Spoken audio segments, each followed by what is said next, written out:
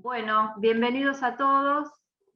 Gracias una vez más por acompañarnos, a los que ya vinieron a otras ediciones y bienvenidos a los que vienen por primera vez. Vamos a dar comienzo a la comisión. Bien. Un segundito que estoy coordinando acá. Ahí está. Bueno, como sabrán, Interfaces el Congreso es un espacio en el que los protagonistas de la comunidad educativa de América Latina y de España compartimos experiencias pedagógicas significativas. ¿Sí? Es un espacio donde intercambiamos vivencias, validamos proyectos, consolidamos estrategias, y sobre todo es un espacio de encuentro donde podemos compartir la experiencia, el pensamiento y sobre todo las preguntas. Este año el Congreso cuenta con 340 ponencias distribuidas en 45 comisiones en vivo y en una modalidad híbrida, es decir, una parte presencial y una parte online. ¿Sí? Nosotros estamos ahora en esta comisión online. Les cuento, ya todos sabrán, las ponencias tienen una duración de 10 minutos, ¿sí? Si son varios las personas que van a exponer. Coordinan para que en total sumen esa cantidad de tiempo. Está todo muy organizado y muy pensado, la dinámica y la distribución de los tiempos, ¿sí? Entonces, un minuto antes de que se cumplan esos 10 minutos, yo les voy a hacer un aviso por chat, sí, como para no distraerlos, ¿sí? Les pido bueno, cuando tengan el aviso de los 9 minutos ya cumplidos, vayan redondeando para llegar a tiempo. Vamos a hacer una ponencia a continuación de la otra, en principio, y después de toda esa continuidad abrimos un espacio para las preguntas, para las reflexiones y los comentarios. ¿Alguien tiene alguna pregunta, algún comentario para hacer antes de comenzar?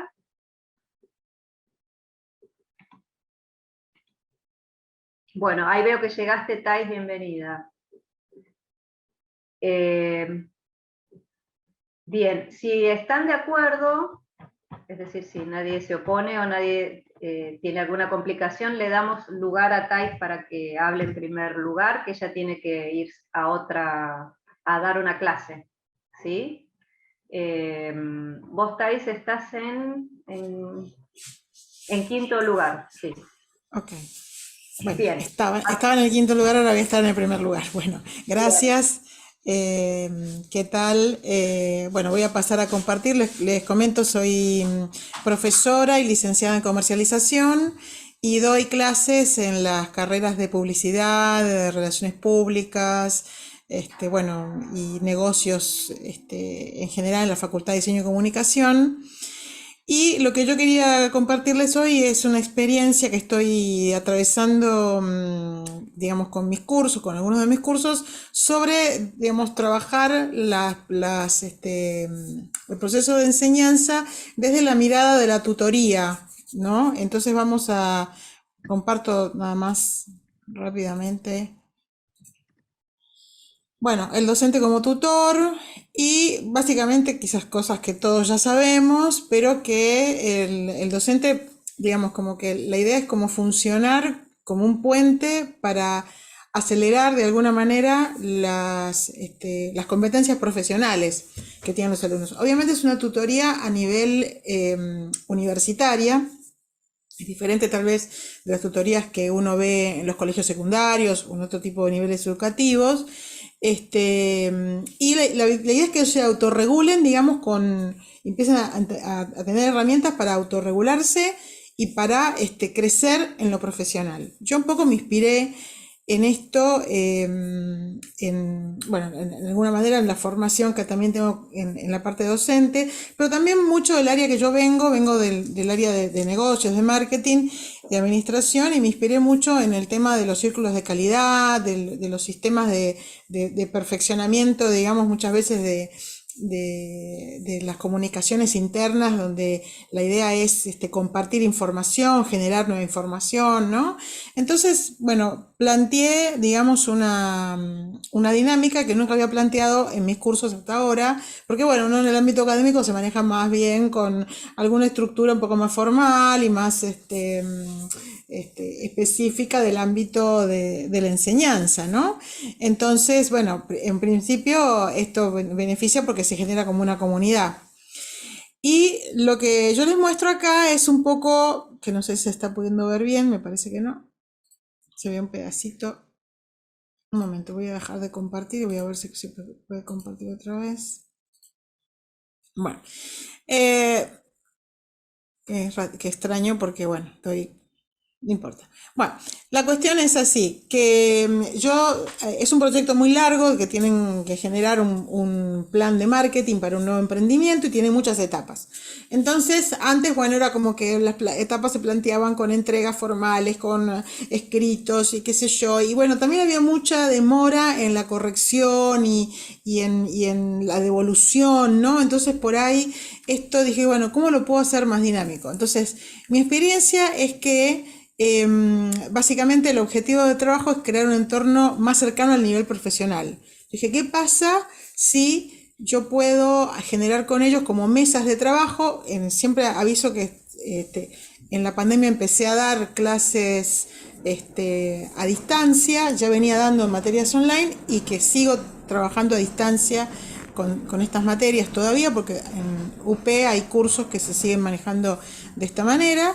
Entonces, bueno, ¿cómo hago para armar como una mesa colaborativa con ellos, ¿no? Entonces, bueno, dije, vamos a hacerlo de esa manera. Armé equipos, los equipos cada semana o cada 15 días tienen que presentar el avance del proyecto sobre contenidos que vemos en clase.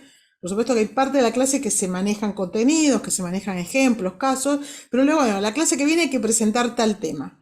Entonces todos los equipos presentan ese tema, trabajan en equipo, resuelven una problemática y la proyectan o la exponen con sus compañeros y compañeras. Entonces esto permite una dinámica, no hay entregas escritas. Yo voy tomando nota de las cosas que van planteando y sí va a haber entregas escritas al final o durante el cuatrimestre en algún momento dado, pero esto permite ajustar mejor el proyecto, por lo menos hasta ahora me está dando un resultado bastante bueno. Permite ir monitoreando si están trabajando o no en equipo, porque una de las fantasías, digamos, con el trabajo en equipo es, bueno, quiénes trabajan, quiénes no, ¿no? Si está haciendo pareja el abordaje que están haciendo todos. Bueno, entonces, de alguna manera, ahí los veo, ahí veo que se están trabajando, cómo están, si están ajustando el proyecto, cómo lo ajustaron. Puedo dar una devolución mucho más rápida al proyecto en sí y a los problemas que se van suscitando. Entonces, bueno, me pareció bueno compartirlo. Acá un poco lo que copié fue que no se vea bien, se ve medio borroso, no sé por qué, a mí se me veía espectacular, pero bueno, no importa, ya dejo de compartir. Lo que les compartí en la primera clase es la planificación académica, donde, digamos, cuento cómo va a ser la dinámica pedagógica de la cursada de esta materia. Y la verdad que me está dando muy buen resultado, están enganchados, los proyectos están, bueno, creo que están teniendo un buen desarrollo. Obviamente tengo que terminar el cuatrimestre, tal vez el año que viene vuelva a hablar otra vez de este tema para contar un poco mejor los resultados, pero bueno, me parece que hasta ahora esta idea de ser tutor y de ir intercambiando con ellos, a mí, y también generando nuevo conocimiento, ¿no? Porque bueno, van presentando sus ideas, sus avances, van investigando, van trayendo artículos, y si se genera una dinámica muy de vuelta en las clases. Tal vez porque no está esa presión de que tengo que entregar y la nota, todavía es como una cosa más conceptual, aunque por supuesto va a haber también instancias donde hay que evaluar y poner una calificación o una calificación, perdón, de los grupos y de manera también individual, pero por el momento esta cosa de que sean charlas menos formales, digamos, genera menos presión y a su vez también genera como también decir, bueno, no pudimos avanzar en este tema, nos faltó tal cosa, no pudimos organizarnos esta semana, pero bueno, ¿y qué tienen? ¿Y qué trajeron? Y bueno, y así vamos armando un poco las clases, y ahí van a estar también clases donde vemos solamente la teoría, donde vemos contenidos, y también yo aprovecho esos ejemplos para irlos trayendo y llevando a lo que resolvió cada uno. Y en fin, bueno, esa es la experiencia, simplemente es un método lindo para compartir estas experiencias, y la primera vez que lo planteo así en tantos años que tengo dando clases, que son unos cuantos. Así que bueno, es todo para mí. Bien, clarísimo y inspirador, digamos. Yo manejo una metodología bastante similar. Ah, No sé si en este caso, que va a ser una excepción, si alguien tiene alguna pregunta puntual para hacer, porque Tai se va a retirar antes, si no un va a estar poquito antes, sí, cerca de las 2 me retiro. del debate. ¿Alguien tiene alguna pregunta para hacer? Bueno, perfecto, perfecto. Bueno, Entonces, gracias. muchas gracias a vos, Thais. Entonces, continuamos con la propuesta acompañar en contextos de ruralidad, nuevos formatos escolares y nuevas realidades. Van a exponer Cintia Renata Lucero y Ana Laura Román. Cintia Lucero es profesora de Ciencias de la Educación por la Facultad de Ciencias Humanas, Universidad Nacional de San Luis, en el año 2012. Es maestranda en gestión y asesoramiento pedagógico de las organizaciones educativas por la Universidad Nacional de Rosario, profesora auxiliar suplente del espacio de práctica de la enseñanza de tercer año para el profesorado de educación primaria en el Instituto de Formación Docente Continua de San Luis. Ana Laura Román actualmente reside en la ciudad de San Luis, donde desarrolla su labor profesional en nivel superior, el profesorado de educación secundaria en ciencias políticas, historia, geografía, lengua y literatura, en el campo de las prácticas profesionalizantes, y en la Universidad Nacional de San Luis como docente auxiliar en pedagogía para nivel inicial desde el año 2017. Es egresada de la Facultad de Ciencias Humanas de la Universidad de San Luis y actualmente estudiante avanzada en la Maestría en Derechos Humanos y Ciudadanía. En construcción del trabajo final, actualmente también es cursante de la especialización en familia y género con intervención en salud, educación y contextos sociocomunitarios en la Universidad Nacional de San Luis. Bueno, participó en congresos, jornadas y encuentros con diversos artículos y comunicaciones. Les doy la palabra. Pueden comenzar. Hola, ¿qué tal? Buenos días para todos. Quiero saber si se está viendo por lo menos el Power, ¿sí? Bueno, genial. Entonces, vamos a comenzar.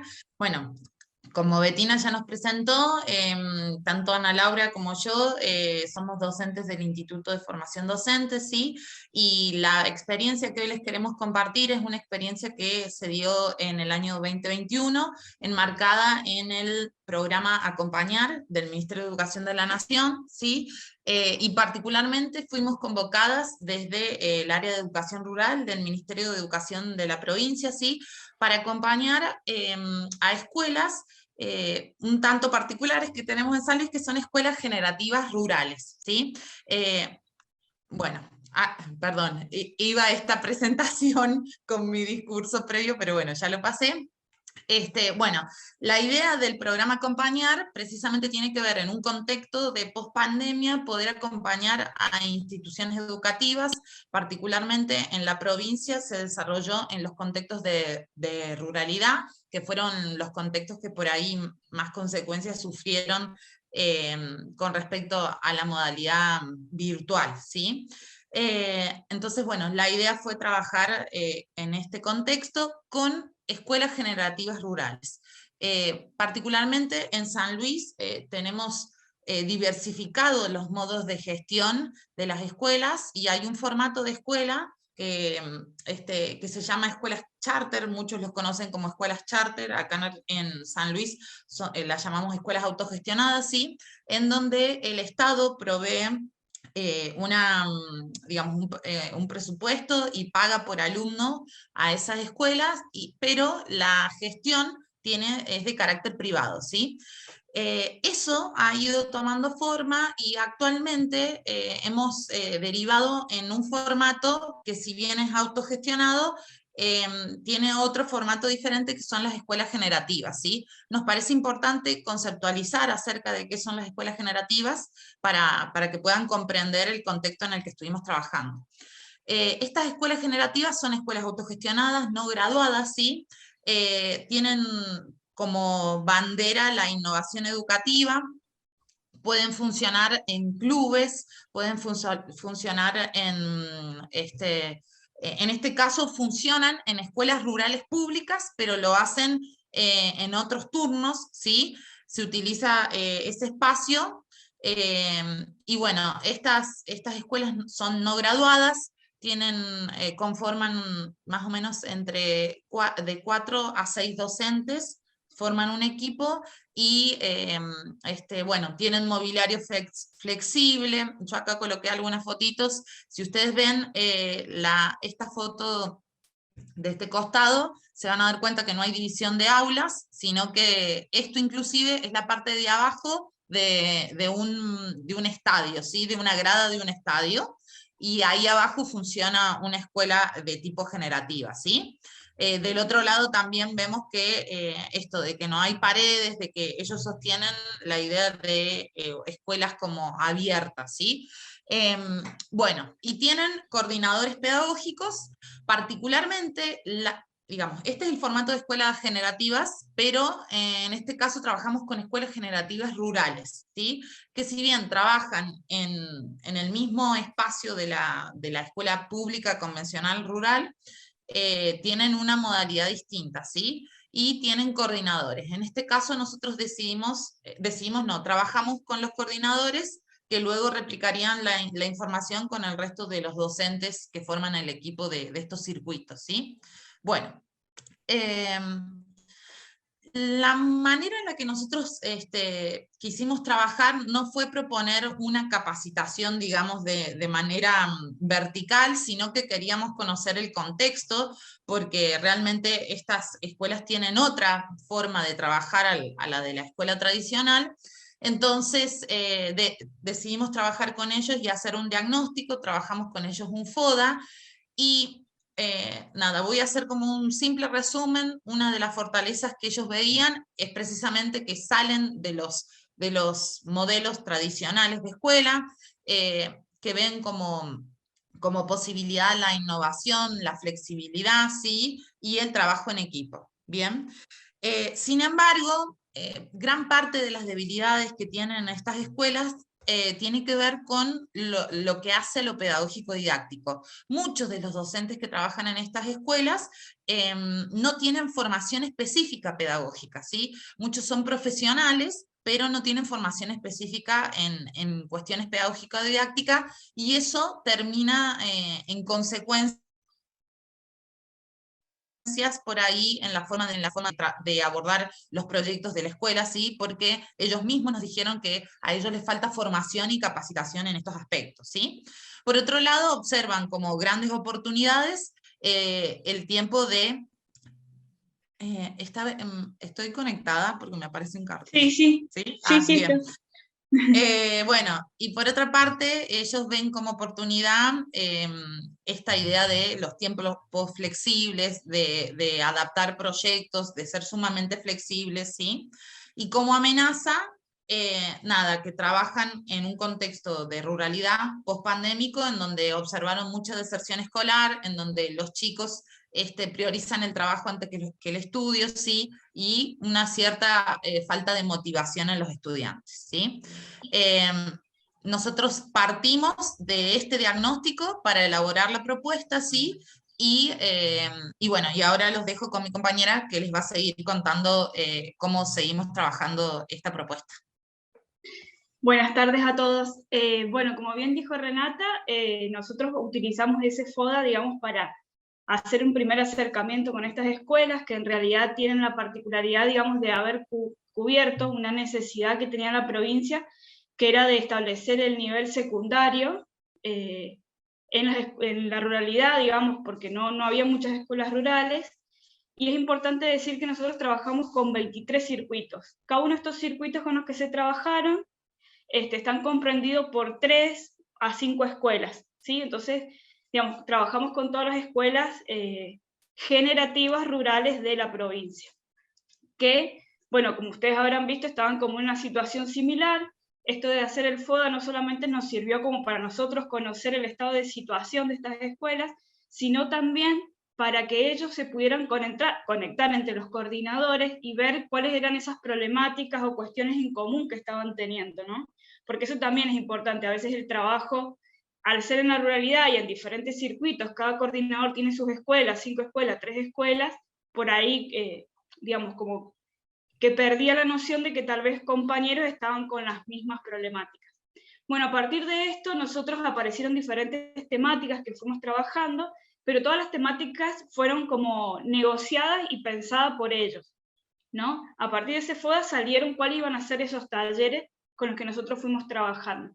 Entonces, a partir de ahí, nosotros planteamos cuestiones como empezar a pensar desde qué concepción estaban mirando la enseñanza, ¿sí? Y cuál era la mirada, digamos, o cuál era la implicancia que tenían estas escuelas en relación a la innovación. Porque si uno va a los discursos de las escuelas generativas, digamos, lo transversaliza lo que es la innovación. Pero a veces entendiendo esa innovación como algo totalmente diferente a lo que son las escuelas públicas o a lo que se está acostumbrado. Entonces, un poco era trabajar, digamos, con esa noción y de esto de que era como romper todo y hacer todo nuevo, y a la vez intentar acompañarlos a ellos en esto de partir de esta noción de que ellos, qué es lo que están viendo como educación, como enseñanza, como aprendizaje.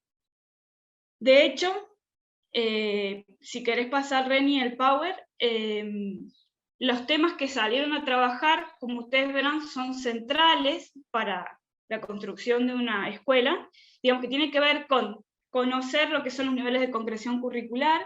Dentro de eso nosotros tuvimos que abordar también todo lo que eran los diseños curriculares nuevos, porque, como dijo Renata, si bien son equipos de 6 docentes que van transitando estas escuelas, y al no tener esa formación pedagógica, porque en realidad son ingenieros, abogados, veterinarios, algunos profesores de educación física, digamos, esas son las profesiones de quienes están a cargo de estas escuelas, digamos, que han presentado los proyectos y han logrado tener una escuela como estas, necesitaban toda esta parte que es fundamental. Digamos, por ejemplo, saber que para armar un PCI tengo que ir a un diseño curricular, que la provincia justamente estaba en proceso de construcción y ya tenemos todos los diseños curriculares, que son del año pasado y ahora y este año.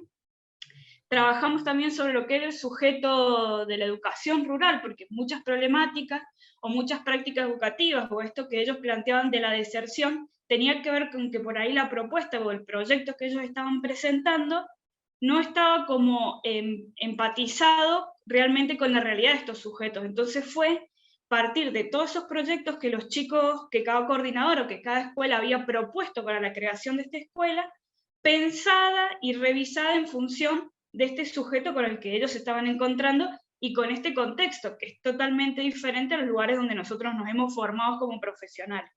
Entonces, Ana Laura, bueno, sí. No sé si llegaste a leer el chat que te mandé hace un minuto, faltaba un minuto, ahora ya pasó el tiempo. Bien. No sé si hay algo que quieras agregar para cerrar. Creo que lo importante es, bueno, como les decía, fue para nosotros trabajar el tema de lo que es la innovación y es una mirada que nosotros les propusimos, que era esto de si querés ir a la última reflexión, Reni, que es esto de que es importante saber de que no es necesario como romper todo o empezar de cero, ¿sí? Claro. Sino que revalorizar lo que las escuelas ya habían construido y desde ese lugar plantear algo flexible o distinto o ir cambiando algunas cosas, pero siempre tomando elementos propios de lo que son las escuelas públicas. Perfecto, perfecto, clarísimo. Bueno, muchas gracias. De nada. Pasamos a la próxima, que es sobre conocimientos e intereses sobre la cultura de los pueblos originarios de Atacama. Van a exponer Carmen Burgos, profesora de Educación General Básica, licenciada en Educación, magíster en Educación, doctora en Ciencias de la Educación, especialista en Teoría Pedagógica y Curricular y Creatividad de la Acción. Yanina Andrea Cortés Rojas es antropóloga social, máster en antropología de Iberoamérica, con más de 7 años de experiencia en administración pública y docencia. Desde agosto de 2019 integra el equipo de la Municipalidad de Copiapó como capital humano avanzado en ciencias sociales, haciéndose cargo de pueblos originarios y el archivo municipal. Marcela Alejandra Holguín Navea es ingeniera comercial por la Universidad Católica del Norte, con más de 3 años de experiencia en asesorías comerciales, financieras y contables, y más de 2 años de experiencia en administración pública. Está especializada en la gestión de proyectos, control de gestión y logístico, y en manejo de software de investigación. Y Felipe Rodolfo Iriarte Pérez es sociólogo de la Universidad de Chile, con 4 años de experiencia laboral. Está certificado en gestión cultural comunitaria. Actualmente es encargado de estudios de Explora Atacama en el Ministerio de Ciencias y asistente de investigación en el Instituto de Ciencias Sociales y Educación de la Universidad de Atacama. Es diseñador y ejecutor de proyectos sociales. ¿Van a hablar los 4? No, en esta ocasión solamente saludarlos y va a estar a cargo de la ponencia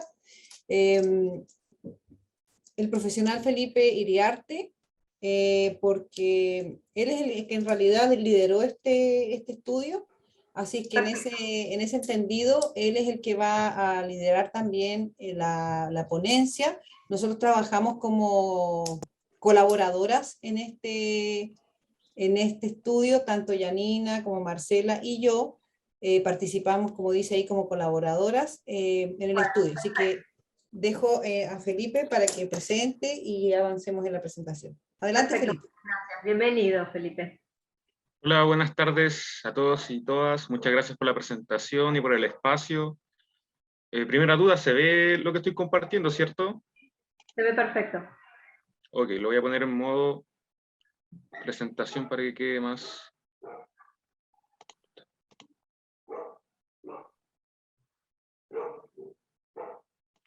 Ahora sí.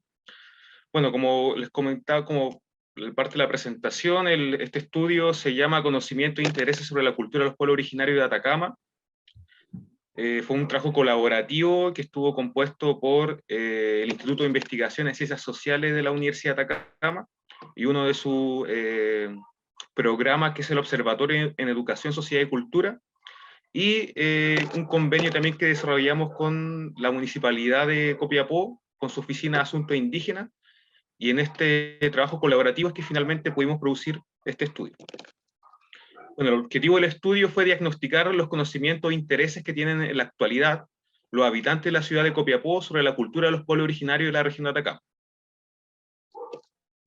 A modo de problematización, es decir, lo que nos llevó a poder desarrollar este estudio, tiene que ver con un aumento de comunidades y asociaciones de pueblos originarios en Chile y en Atacama, ¿ya? Este aumento ha tenido que ver sobre todo con el reconocimiento que han tenido algunos pueblos últimamente en Chile, y también con la capacidad asociativa que estos han desarrollado, es decir, se han organizado y se han reconocido mediante las formas legales que existen en el país para eso. Pero también existe una carencia de conocimiento de la población sobre la misma cultura que tienen estos pueblos originarios. Y además, los mismos pueblos están desarrollando un proceso de reconocimiento social y político de ellos mismos en el ambiente social y los contextos en que habitan, ¿ya? Un ejemplo claro de eso es el proceso de nueva constitución que estuvo viviendo Chile estos últimos años y que buscaba, por ejemplo, el tema de la plurinacionalidad. Lamentablemente no se llegó a buen puerto y finalmente la nueva constitución no fue aprobada, pero era un paso importante para el reconocimiento de los pueblos originarios política y socialmente. Y también una falta de material y medios que permitan justamente que la sociedad y la población aprenda sobre la cultura de los pueblos originarios. O sea, medios que faciliten y sean didácticos para que aprendan, para que aprender ese conocimiento sea más sencillo. Y por último, los resultados de este estudio lo que buscan finalmente es aportar insumos técnicos al diseño justamente de investigaciones y otros proyectos sociales y públicos que traten sobre el patrimonio cultural de los pueblos originarios de Atacama y que vayan en pos de generar una vinculación con la ciudadanía. Bueno, los antecedentes, un poco para que vayan entendiendo el tema de los pueblos originarios en Chile. Bueno, la ley de 19.253 se aprobó en el año 1993, 3 años después en que Chile ya había vuelto a la democracia, y esta ley lo que busca principalmente es reconocer institucionalmente y de forma jurídica la existencia de los pueblos originarios. Hoy en día los pueblos indígenas en Chile son, bueno, principalmente el pueblo mapuche, ¿cierto? Que es uno de los más reconocidos, que también de hecho comparte territorio con la nación hermana argentina, el pueblo aymara, que también comparte territorio con Perú y Bolivia, los Rapanui, que están en la isla de Pascua, ¿cierto? Que es una isla que está en la Polinesia del Océano Pacífico, los pueblos atacameños, Licanantay, el Quechua, el Coya, el Chango, el Yeguita, el Cahuéscar y el Yagán. ¿Ya? Estos últimos pueblos, Cahuéscar y Yagán, son los pueblos que tienen menos miembros porque han sido exterminados sistemáticamente. Muchos de estos están habitando lo que es la Tierra del Fuego, la Patagonia, que también se comparte territorio con Argentina. Bueno, y en nuestro caso particular de este estudio, la tercera región de Atacama, los pueblos que son de alguna forma pertenecientes a este territorio de forma más original, son el pueblo Coya, el pueblo Yaguita y el pueblo Chango. Bueno, el pueblo Coya habita sobre todo los valles y quebradas cordilleranas del norte chico de Chile y también del noroeste argentino, y fueron reconocidos en 1993, el primer pueblo, por lo menos del norte y de Atacama, que fue reconocido institucionalmente. Luego viene el pueblo de Yaguita, que también habita parte del noreste de Argentina, sobre todo el Valle Calchaquíes, también hay varios estudios sobre ese pueblo en Argentina, y en Chile habita todo el que es el norte chico de Chile, que va entre la región de Atacama y la región de Coquimbo. ¿Ya? Fue reconocido el año 2006, y cabe recalcar que este pueblo de Yaguita, el nombre de Yaguita, es un nombre que le pusieron el Imperio Inca, ¿ya? El Imperio Inca, y luego la conquista española fue que fue ratificando ese nombre sobre estos pueblos, porque eran varios pueblos distintos que compartían una lengua común que era el cacán, y que finalmente en el proceso del incanato, que llegaron también a conquistar estas tierras, lo agruparon en todo y les pusieron el nombre de Yaguitas, ¿ya? Que hasta a la actualidad se conocen así. Y por último, que el pueblo que ha sido reconocido de forma más reciente, el pueblo Chango, que fue reconocido recién el año 2020, y que este pueblo tiene la particularidad, sobre todo, que habita en las costas, ¿ya? En las costas del norte de Chile, que va desde la región de Antofagasta hasta también la región de Coquimbo. Okay.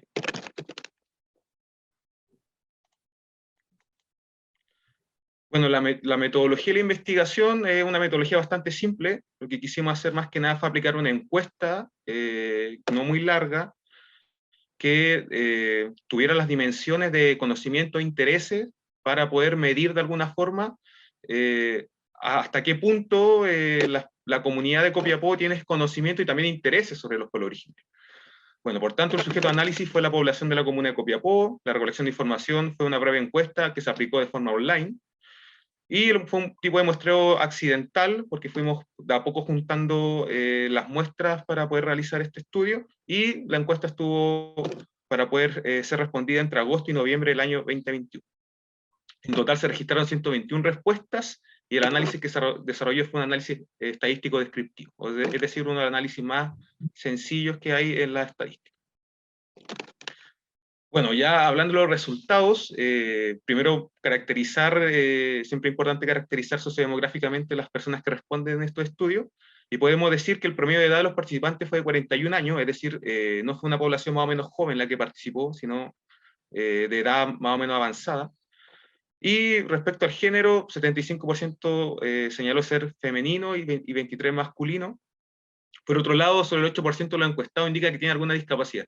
Preguntamos también por la discapacidad porque, lo vamos a comentar más adelante, para nosotros era importante también que las personas o ciertos grupos sociales que tienden a estar más alejados o marginados de estos procesos, que tienen a ser los discapacitados, también pudieran participar y también pudieran de alguna forma recibir el conocimiento que busca generar este estudio. Bueno, el 41% de los casos seleccionó que se siente parte de un pueblo originario, pero no pertenece formalmente a uno. Esto es interesante porque habla que también hay un porcentaje importante que, si bien no pertenece, siente algún tipo de raigambre con los pueblos originarios. Mientras que el 35% precisó que es parte formalmente de un pueblo originario, es decir, que está inscrito por la CONADI. La CONADI es la institución en Chile que va haciendo el trámite para que las personas se reconozcan formalmente como pueblo originario. Y con menos representación, un 24% afirma que no se siente parte ni tampoco, obviamente, forma legalmente de un pueblo originario. Por tanto, podríamos decir que un 76%, es decir, una muestra grande del estudio, se siente parte de un pueblo originario, pero no están reconocidos formalmente también por él, ¿ya? Bueno, parte de los resultados estadísticos, esto es la muestra gráfica que hicimos de esa pregunta, que era la pregunta de caracterización de alguna forma más importante.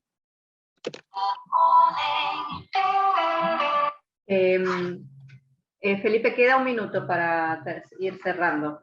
Ok, bueno, respecto a qué tanto conocen sobre los pueblos originarios de Copiapó, un 28% dijo que lo conocía poco, mientras que la alternativa conozco y seleccionada, que conoce algo de los pueblos, fue seleccionado 21%, y la opción es nada y mucho, que representa lo extremo, fueron solamente elegidos un 7%. Que pueden ver el gráfico. Bueno, los pueblos originarios que le interesa conocer a la gente, obviamente salieron los más conocidos a nivel regional y nacional, que son el Diaguita, el Coya, el Mapuche y el Chango, con un 7%. Y también lo que le interesa más conocer a la gente, porque les preguntamos, bueno, ¿qué quieren saber sobre los pueblos originarios? La opción más conocida fue historia, con 32%, luego sitios patrimoniales, y los rasgos culturales, también representan algo importante. Y la forma en que, o los medios que las personas quieren aprender sobre estos pueblos originarios, recuerden que lo que nosotros buscamos era saber cómo quieren aprender de estos pueblos, son medios audiovisuales, que es muy importante, como documentales o clips, y los libros y audiolibros. Bueno, las conclusiones del estudio, con esto cierro.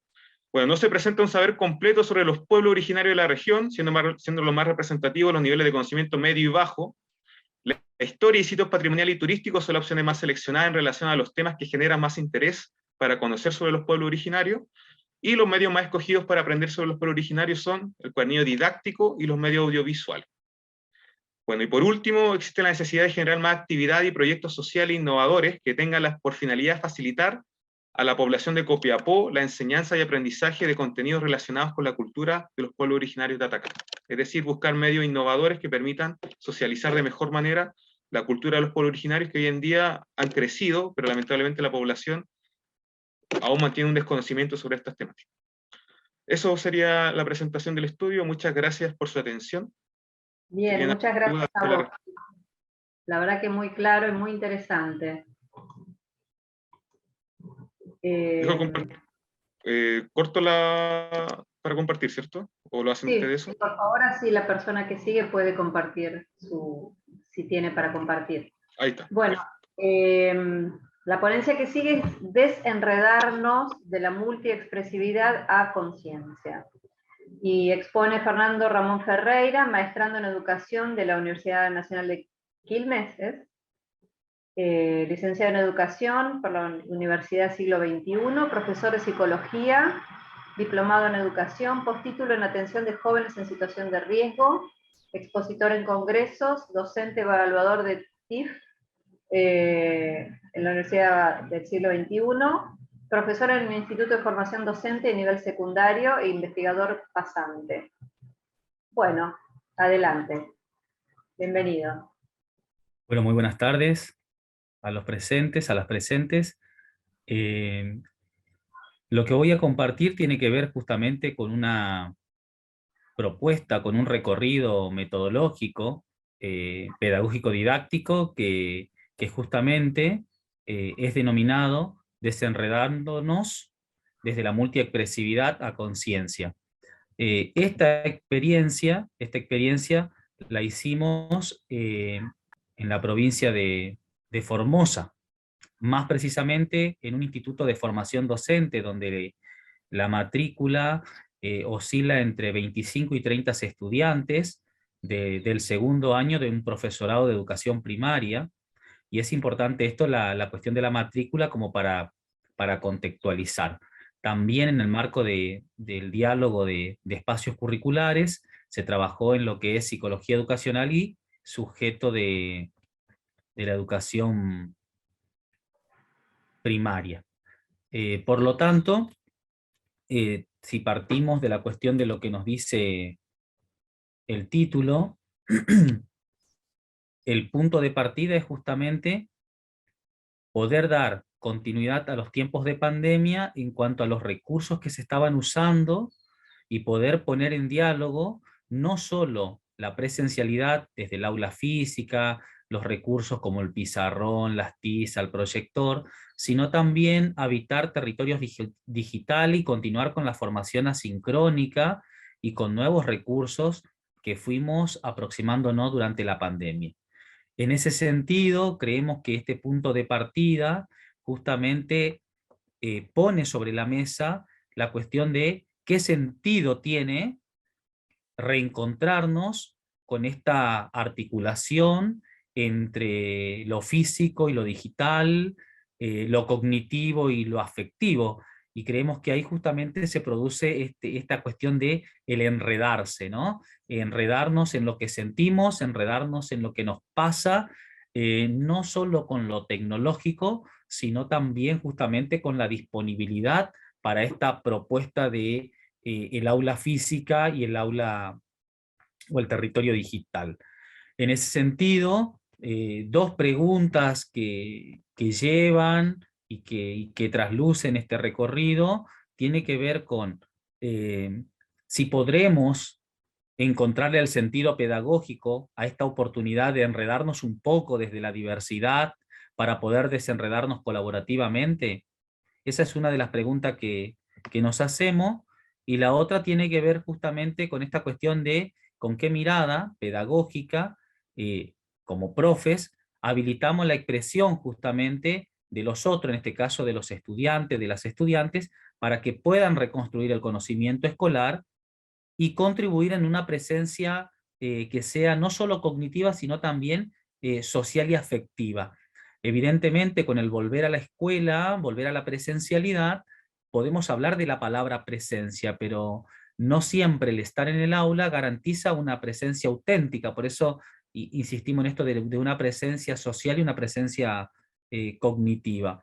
En ese sentido, creemos que este recorrido pone en juego no solamente una innovación de tecnología, una innovación de recursos, sino que también implica una innovación humana, es decir, poder dar continuidad más allá de las rupturas que se puedan presentar, también plantear nuevas propuestas desde la mirada de los estudiantes, no una innovación solo que nace desde los profes, sino que parte desde los estudiantes y de las estudiantes. Por eso la intención justamente de este recorrido, otro de los argumentos, tiene que ver justamente con esta cuestión de encarnar la experiencia, es decir, habitar la experiencia, vivir la experiencia. Y para habitar la experiencia, en esta relación entre lo cognitivo y lo afectivo, lo físico y lo digital, creemos que se pone en juego no solo lo subjetivo, sino también lo intersubjetivo, es decir, no solamente eso que les pasa, eso que se sienten, los miedos, los silencios, los tabúes, sus vergüenzas, sino también las cuestiones cognitivas, es decir, creemos que esa forma en que fueron formados en tiempos anteriores, en sus escuelas secundarias, escuela primaria, influye y los predispone de ciertas maneras. Por eso apostamos en esta propuesta, en este recorrido, a la multiexpresividad. Es decir, que los estudiantes del profesorado, en esa articulación con los dos espacios curriculares nombrados, puedan ellos iniciar expresándose en la construcción del conocimiento escolar desde esa forma singular donde se sienten más cómodos para después ir avanzando hacia esos modelos, posturas donde no están tan cómodos. En ese sentido, nosotros creemos que esa multiexpresividad no tiene que ver con una moda, sino tiene que ver con un modo, y con un modo de habilitar justamente que ellos puedan develarse y decir, a ver, ¿cómo me siento cómodo aprendiendo? ¿De qué manera puedo expresar lo que estoy aprendiendo? ¿Qué puedo incorporar a partir de ahora a lo que ya tengo? Y tomar esto que decían las ponencias anteriores, esta cuestión de la innovación en términos de recuperar lo que tenemos, lo que somos, cómo estamos, y desde ahí ir revisando y reconstruyendo juntos. En ese sentido nos parece que para que se logre esta cuestión de la multiexpresividad, es necesario, como rol de los docentes, que nos detengamos. Creo que detenerse justamente es importante, porque la detención permite volver a revisar esos modelos de cómo los estudiantes aprenden, esos modelos de actuación de las escolarizaciones previas. Por eso creemos y apostamos a esto de que hay que sostener la cuestión de el aprendizaje personal, el trabajar con los propios supuestos, trabajar con las representaciones, es una oportunidad justamente para incorporar nuevas tecnologías, para articular tecnologías más usuales con nuevas, para articular entornos diferentes. Y en ese sentido, esta propuesta, por ejemplo, acá tenemos cómo inició como punto de partida, había un tema puntual y se les pidió a ellos a partir de un juego que elijan cómo les gustaría compartir lo que han aprendido de ese tema, a través de una presentación visual en PowerPoint, a través de un video, a través de afiches y pizarrón, o a través de una dramatización. Entonces, según como ellos eligieron, que tiene que ver con los supuestos y las comodidades de ellos, es que se armaron los primeros grupos de trabajo. Y bueno, algunos chicos hicieron presentaciones en PowerPoint, otros con el tradicional afiche y pizarrón, algunos le agregaron imágenes a sus esquemas conceptuales en afiche, otros usaron un programa para hacer filmaciones pequeñas, y algunos grupos hicieron también dramatización. Lo interesante es que después hubo reagrupamiento, nuevos grupos, porque la idea era no quedarse solamente con lo que te sentís cómodo, sino también comenzar a incorporar otras propuestas, otros recursos.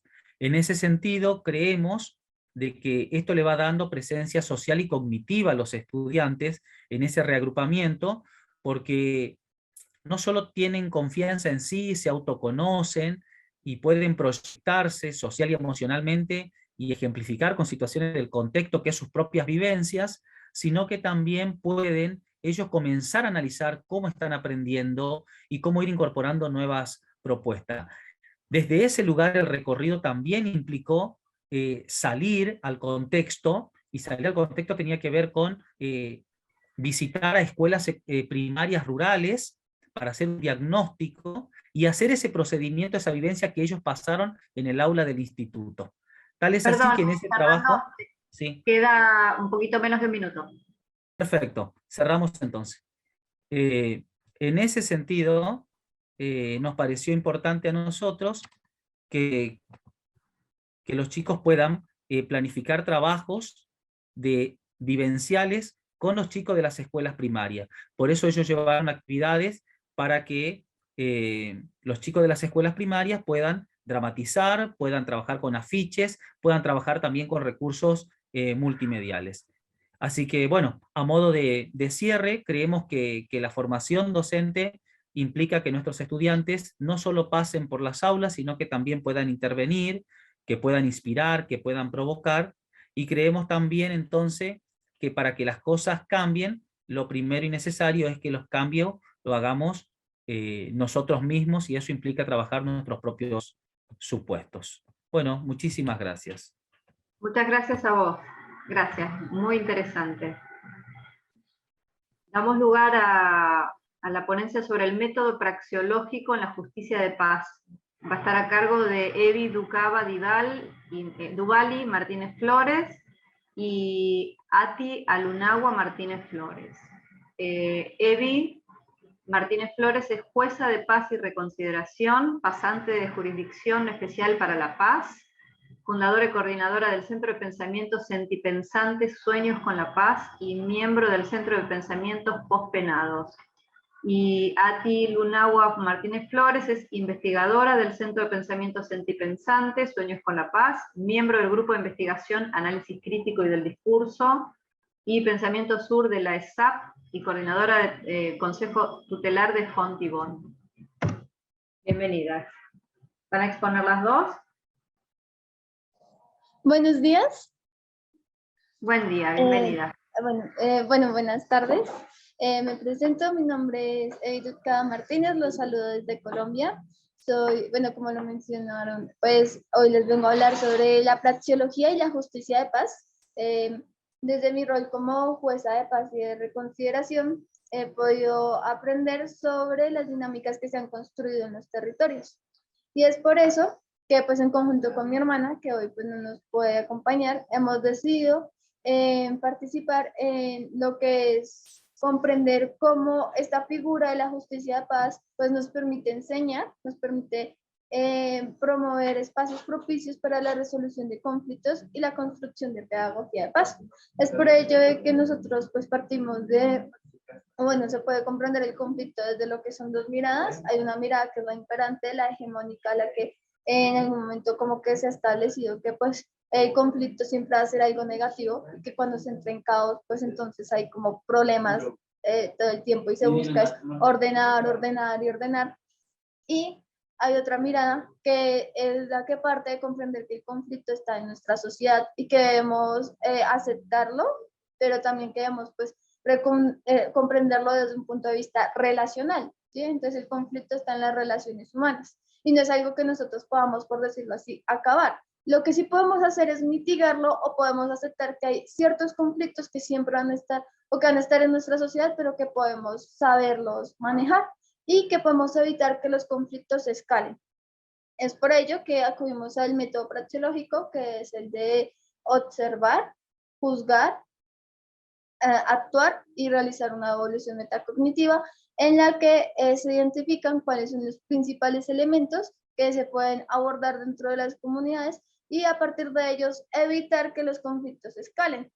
Todo ello pues parte de hacer un análisis y también de comprender que esta figura de la justicia de paz no debe estar únicamente encaminada a que quienes tenemos ese rol de jueces nos limitemos a dar una sentencia, porque si bien la justicia de paz parte de que pues las sentencias que dan los jueces de paz, quienes pues no necesariamente tienen que ser abogados, sino que obran en equidad bajo las lógicas del justo comunitario, tienden a dar tránsito a cosa juzgada y prestan mérito ejecutivo, pero se tiende a limitar el rol del juez de paz a ello. En este caso, se parte de comprender cómo los jueces de paz son representantes de ciertas comunidades, o más que representantes, pues hacen parte de una comunidad y por lo tanto vienen liderando procesos. Y estos procesos pues se deben ir encaminando para evitar que los conflictos escalen y sobre todo para permitir cómo a partir de este tipo de métodos como la praxeología, como la IAP, como la educación popular, se pueden generar espacios propicios para la resolución de conflictos. Todo ello pues teniendo en cuenta también las circunstancias por las que pues ha pasado nuestro país, comprendiendo los contextos, como por ejemplo la justicia comunitaria puede ser comprendida de una manera diferente en el Tolima, también en los lugares que se han visto pues afectados por el conflicto y cómo es necesario también establecer un diálogo de saberes en donde se reconozcan a las personas que se han visto partícipes en este tipo de espacios y en donde se parta también del concepto de territorialidad y en lo geográfico como uno que nos permite establecer una mirada situacionista, donde nos situamos comprendiendo lo geográfico más algo como o lo territorial, no tanto como lo territorio espacio físico, sino la territorialidad como esa relación espiritual que tenemos con nuestro entorno y como a partir de ellos pues nos podemos construir y deconstruir, porque este establecimiento de espacios que permiten estos diálogos nos abre a pensarnos a partir de una otredad radical. Y esta otredad radical permite que nosotros amemos la diferencia más que tolerarla, porque La idea no es tolerar al otro, sino amar al otro. Y a partir de ello, pues se parten de estos elementos y pues se plantea esta mirada. Les queremos agradecer y queremos mandarles desde Colombia un fuerte abrazo de Oso de Anteojos.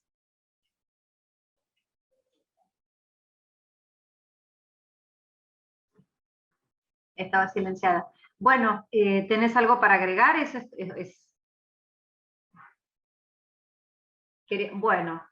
Bueno, muy expeditiva.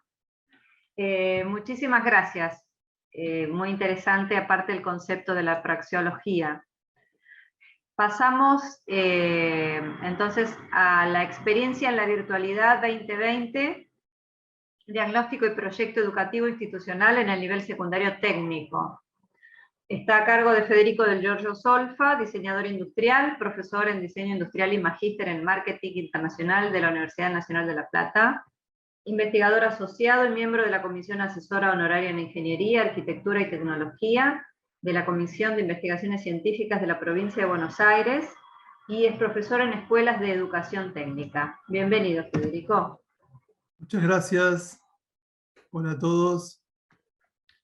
Bueno, como reza el título, la idea es contar una experiencia de la virtualidad. Tiene que ver con una escuela técnica pública, que es la número 1, Valentín Vergara, que tiene algunas características porque fue la primera escuela de educación técnica que tuvo la provincia de Buenos Aires. Se fundió en el 61, cuando Pérez Aznar era el ministro de Educación bonaerense. Y es una escuela que llegó a tener 1.300 alumnos en 45 divisiones, y se formaron técnicos electricistas, técnicos mecánicos y maestro mayor de obras. Por lo general, la tecnicatura de maestro mayor de obras es la que más prosperó a lo largo de todos estos años, pero por momentos hubo también otras tecnicaturas, como esta, dentro de estas que nombro, ¿no? Entonces la experiencia que les voy a contar tiene que ver con el 2020. Ahí se verificó una importante falta de seguimiento de las clases virtuales por parte de los alumnos en general. Y entonces los docentes fuimos aplicando diversas estrategias pedagógicas, entre Classroom, guías de estudios, guías de trabajos prácticos, y algunos trabajos integradores por asignatura. En las comunicaciones, el 71% de las asignaturas utilizó grupos de WhatsApp, y el 29% restante solo había habilitado el Classroom y el correo electrónico como único canal. Y los alumnos que tuvieron algún grado de participación, se había observado que el 70% tenía limitaciones en recursos informáticos, internet, insumos gráficos, y también tenía problemas con el tiempo disponible porque esta población socioeconómica de alumnos, muchos tuvieron que trabajar o ayudaron con tareas en el hogar que tenían que ver con incluso cuidar a hermanos más pequeños. Para ilustrar un poco, el quinto año tiene una estructura de 14 asignaturas que completan unas 1.260 horas anuales. Y más o menos se reparten esta cantidad de horas en 3 grupos, que tienen que ver con formación científico-tecnológica, formación técnica específica y formación en general. Ahora vamos a volver con esto de las 14 asignaturas. Entonces, a raíz de este inconveniente se inició un diagnóstico participativo, al igual que otros conferenciantes, también utilizamos el FODA. Entonces, el primer paso fue, para cambiar la realidad, se estableció construir colectivamente este diagnóstico, y el análisis FODA ayudó a eso, es decir, permitió ordenar la discusión y, bueno, fomentó la participación. Y con algún liderazgo de las autoridades de la escuela se pudo capitalizar este FODA en ciertos acuerdos de mejora para la institución. La promoción de estos espacios de participación, si bien participó mucha gente y si bien fue permitiendo algunas catarsis indeseadas, ayudó a liberar tensiones, a canalizar necesidades de participación y ciertos reconocimientos que los actores siempre necesitan, ¿no?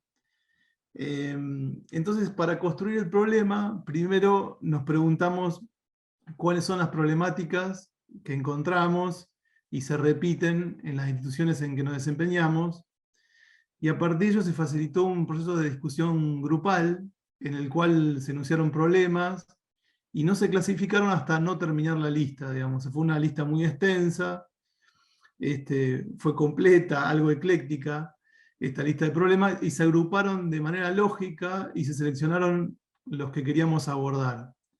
Para esta etapa fue muy útil el diagrama de Ishikawa, para poder reconocer las causas y los efectos que influyen en el problema o la situación que pretendíamos resolver.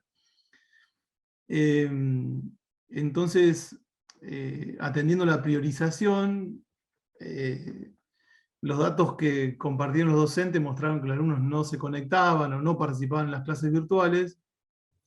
Entonces nos llevó a la pregunta por qué algunos estudiantes que cuentan con dispositivos tampoco participan y se comunican en la virtualidad. Entonces se eligió priorizar esta perspectiva de la problemática, ya que es la que podemos intervenir desde el proyecto institucional, y a partir de las herramientas que nos brinda el currículum prioritario que daba la provincia, que eso nos ayudaba a dar alguna respuesta rápida. Entonces, en base al diagnóstico de situación y a partir de las conversaciones entre las autoridades, el grupo docente, padres y alumnos, la problemática que se enfoca finalmente es escasa participación de alumnos de la Tecnicatura en Mecánica en el seguimiento de sus clases.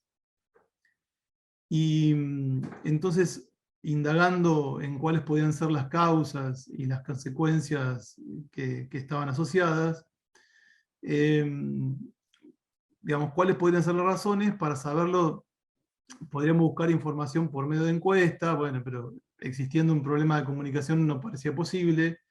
Para dar una respuesta al interrogante se acordó tomar como caso de análisis la situación del quinto año, que por tener mayor complejidad y donde se visualizó el problema con mayor agudez, parecía ser la mejor opción.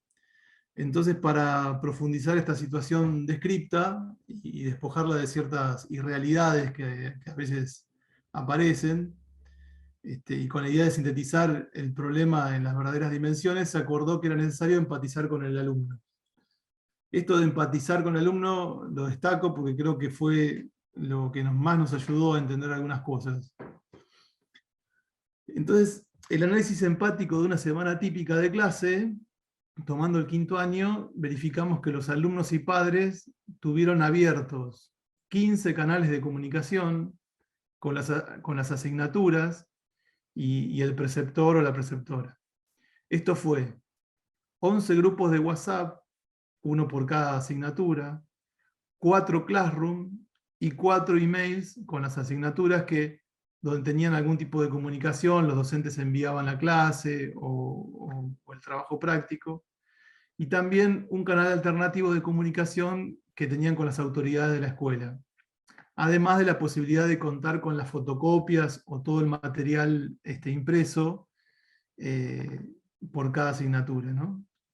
Entonces, al finalizar el 2020, comprobamos que el 50% de los alumnos se comunicó al menos una vez con las asignaturas, y solo el 15% alcanzaron los objetivos educativos. La tarea del preceptor se percibió algo dibujada por parte de los docentes, no así por parte de los padres, quien utilizaron este canal o esta figura para hacer las consultas naturales, normales de la escuela. Entonces, la solución a la propuesta, el proyecto de enseñanza, digamos, analizar la situación y el contexto que determinaba la SASPO, requería modificaciones, aunque eventuales, que sean simples, lógicas y profundas en el modo de enseñar. Sí, Para perdón, aumentar Federico. Queda un minuto. Un minuto. Para aumentar la participación de los alumnos, se propuso una división pedagógica en 3 trimestres, con rotaciones de los alumnos por cada grupo.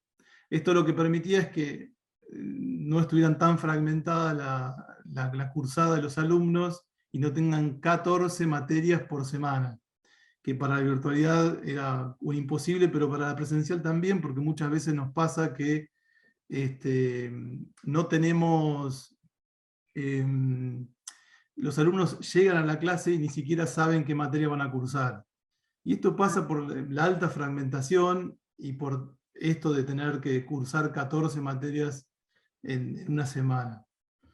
Entonces la idea era separar en trimestres o en cuatrimestres para poder dividir estos grupos y que no sean tantas materias en simultáneo. Bueno, eso es todo. Finalmente les quería compartir este libro, que es la última publicación que armamos que tiene que ver con la educación técnica. Muchas gracias. Un placer. Bueno, interesante esto de ver que salen a la luz cosas que ya estaban antes, ¿no? Esta dispersión en tanta diversificación en la cantidad de asignaturas, ya era algo previo a la pandemia, no fue consecuencia de las clases por Zoom. Así que bueno, muchas gracias. Un placer. Seguimos con la ponencia sobre gamificación en propuestas didácticas innovadoras para atender a la diversidad. Exponen Javier Gil Quintana, Javier Hueso Romero y Viviana Malvasi. Javier Gil Quintana es... Quiero chequear que no esté silenciada. Voy apagando el micrófono a cada rato porque están con un taladro neumático en la vereda haciendo arreglos y no quiero torturarlos con los ruidos. Entonces, Javier Gil Quintana es doctor en Educación y Comunicación por la UNED, no sé qué universidad es la UNED.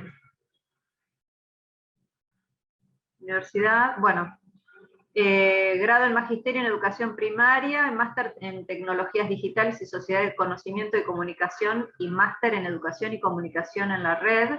Experto en análisis de medios, producción digital avanzada y software libre, profesor de la Facultad de Educación de la UNED, participa en proyectos de investigación como COIP, del Grupo de Investigación Social Media y Educación Mediática Inclusiva y Ubicua. Javier Hueso Romero es doctor en Educación por la Universidad Nacional de Educación a Distancia, cum laude, máster en Comunicación y Educación en la red, miembro del grupo de investigación SME-MIU, líneas de investigación centradas en los MOOC y Learning, Educo Comunicación y Gamificación. Su participación se proyecta a nivel internacional desde la gestión hasta la participación como ponente en diversos comités científicos nacionales e internacionales. Y Viviana Malvasi es doctora en Educación por la UNED también, la Universidad Nacional de Educación a Distancia, graduada en Matemáticas por la Universidad de la Calabria, obtuvo el título de profesora de Matemáticas en la Universidad Ca' Foscari de Venecia, trabajando en Italia en escuelas secundarias de segundo grado, obtuvo el máster universitario en Estrategias y Tecnologías para la Función Docente en la Sociedad Multicultural por la UNED. Sus áreas de interés son la didáctica de las matemáticas, las estrategias didácticas de gamificación, juegos serios por las matemáticas y el aprendizaje informal. Y apago ya el micrófono para no torturar.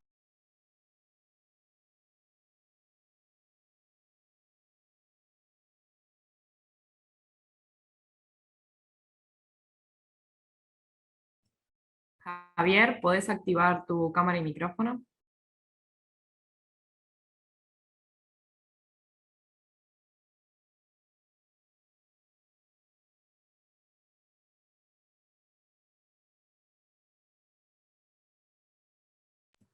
Javier, ¿estás ahí?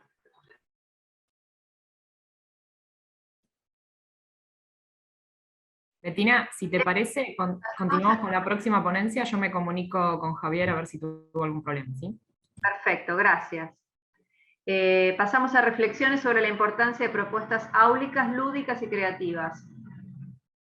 Expone Alejandra Eve Filadoro, licenciada en Educación Física y Deportes en la Universidad Abierta Interamericana, maestrando en Actividad Física y Deporte por la Universidad de Flores, con director de tesis el doctor Gómez. Es entrenadora deportiva en la UBA, posgrado en Metodología de la Investigación, posgrado en Internacional, algo de Deportes, Internacional de Educación Física y Deportes, en la Universidad de Múnich, es investigadora y expositora, docente de la Universidad Nacional de José C. Paz, creo que es José C. Paz, docente de nivel superior, Instituto Superior número 1 de Educación Física Romero Brest, Colegio Ward y Colegio La Salle, entre 1999 y 2019, ex directora del Centro Educativo Complementario número 3 de Distrito Escolar número 9 de la Ciudad de Buenos Aires.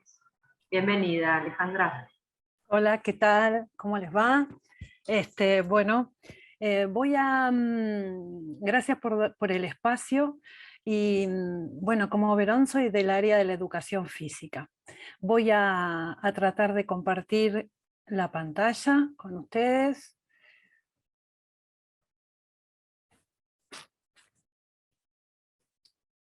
¿Me escuchan bien? ¿Ven todo bien? Ahí se ve. ¿Ahí se ve bien? Sí, se ve. Gracias porque alguien hizo señal de vida. Gracias. Bueno, venía pensando durante estas semanas, antes de la presentación, que en realidad hablar de las de lo lúdico, del juego, nos atraviesa a todos desde la infancia. Y la realidad es que no tiene edades, desde los niños pequeños, desde el juego que hacemos en el seno materno hasta la vejez, todos tenemos esta condición de poder jugar e interactuar, ¿no? Con el espacio, con un otro. Sabemos que en el juego se constituye una función social histórica que trasciende regiones, geografías, historia, cuestiones de género, idiomas, y todo aquello que marque en algún punto una diferencia o una distancia. El juego une, tiene una connotación vinculante y socializadora. Mientras iban hablando los compañeros disertantes, veía cuántas cuestiones teníamos en común. Y yo pensaba, digo, bueno, voy a empezar a anotar algunas cuestiones para ir acomodando algún decir que había escuchado que me parecieron muy interesantes. Y si me acuerdo voy a tratar de ir acomodándolos. En principio, el juego es una relación emergente, que es ese juego del yo con uno mismo, del otro con el uno, con el yo, y del yo con los otros. En esta interacción se constituye una función vincular sumamente estrecha que nos permite una actividad social intensa donde intervienen muchísimos actores. Por ahí uno no es consciente de la cantidad de actores que intervienen en este escenario. Para hacer una clasificación amplia del juego, podríamos decir que hay un juego individual y un juego grupal. Los juegos grupales pueden ser masivos, también aquellos que sean grandes, más a grandes comunidades de personas, individuos, y este juego grupal puede ser competitivo o cooperativo. Si hablamos de competitivo, hablamos de un ganador y de un perdedor, donde intervienen diferentes niveles de dificultad y estarán preparadas estas actividades o esos juegos en función justamente de este nivel de desarrollo o expertise de cada individuo. Y cuando hablamos de cooperativos, acá es donde por ahí me gustaría apoyarme un poco más desde este lugar, todos tienen un mismo objetivo. Hay una actividad colaborativa, un nivel de dificultad con adecuaciones. ¿Qué quiero decir con esto? Que los niveles pueden ser diferentes en una clase en cuanto al conocimiento, pero por ahí un niño no ve, y entonces tendremos que hacer adecuaciones curriculares, por ejemplo, para que pueda ver y participar desde el juego en la actividad áulica que fuese. Hay un respeto por la visión, o debiera haber en este trabajo cooperativo un respeto por la visión del compañero y favorecer la participación desde el generador de este juego, que generalmente es el docente, favorecer una intervención participativa.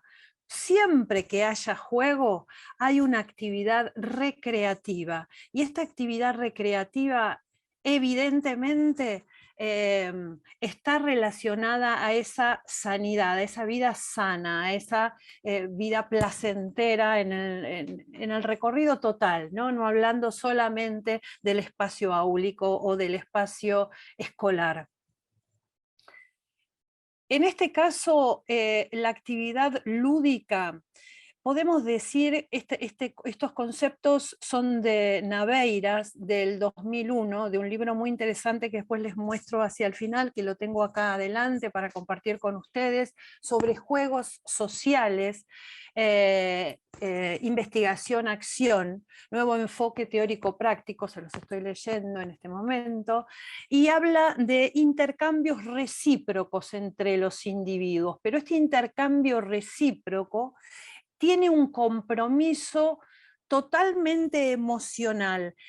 Y este compromiso emocional está relacionando y relacionante a un ámbito, responde a un espacio. Y ese espacio, según otra autora, Roxana Fernández Coto, habla de un ámbito resonante, que sería el espacio de trabajo, el que nos contiene, donde ahí intervienen las participaciones de los diferentes actores. Cuando hablamos de juego en el aula,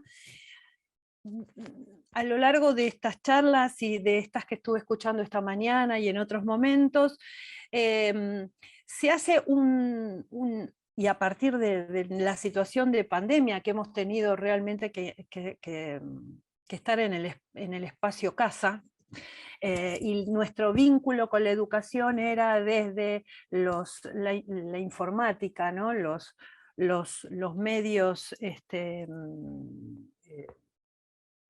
como la internet, y etcétera, etcétera. Pero eso es una parte. Nosotros, o por lo menos a mí me interesa hablar de este aula donde hay una interacción, donde hay un interjuego, una relación entre los individuos, donde aparece el juego social, donde aparecen propuestas lúdicas, divertidas, con compromiso desde lo corporal, desde lo gestual, desde la palabra,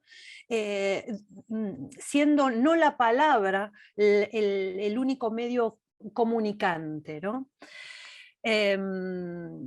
Haciendo que este ámbito resonante de eco, como decía Naveiras anteriormente, eco lúdico, recreativo y afectivo, donde interviene la emocionalidad de cada uno de los participantes, realmente esté abierto y predispuesto al aprendizaje.